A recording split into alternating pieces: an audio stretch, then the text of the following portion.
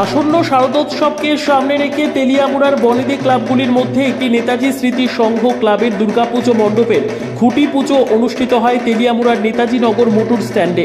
এবছর নেতাজি স্মৃতি সংঘ ক্লাব প্রায় 18 লক্ষ টাকা বাজেটে অরণ্য রানী থিমে শারদোৎসবে দেবী দুর্গার আরাধনায় ব্রতী হবে। এদিন সম্পূর্ণ রীতিনীতি মেনে দুর্গাপুজো মণ্ডপের খুঁটি পুজো দেন ক্লাবের সদস্য সহ এলাকার লোকজনেরা।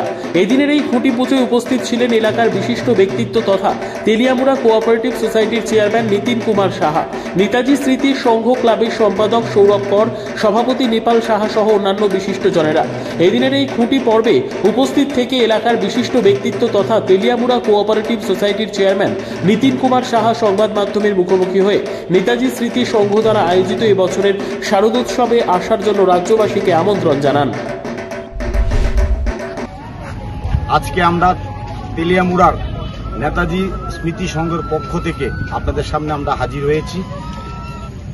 আজকে একটা খুব আনন্দের দিন, কারণ আগামী দুর্গাপুজোকে সামনে রেখে নেতাজি স্মৃতি সংঘের সকল সদস্য আজকে আমরা খুঁটি পূজায় আমরা আজকে ব্রতী হয়েছি। আমাদের আগামী বছর আমরা একটা সুন্দর থিমকে নিয়ে আমরা আপনাদের সামনে হাজির হচ্ছি।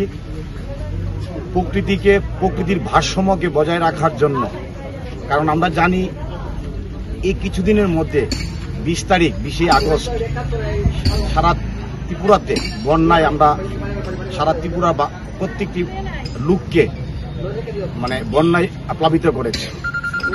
তার আখিরের শেষটা কিন্তু প্রকৃতির ভারসাম্য।